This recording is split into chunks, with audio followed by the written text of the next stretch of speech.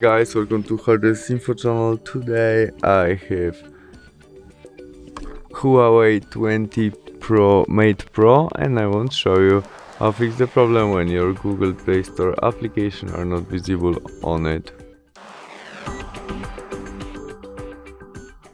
To fix it, go to the main menu of your Google Play Store, tap on your photo on the right corner and choose Settings. I need Family and Parental Controls, which is on, and we have PG3. To visible game or application as Mobile Legends game, we need more than PG3. To change it, tap on it, enter our connect pin to parental control, and we can easily change it to PG, maybe from PG3 to allow all included underrated, confirm by safe. You can also turn off for parental control by switch off, and that's all. We can go back and try search Mobile Legends games again, and now we can install it. Thanks for watching, see you soon, bye.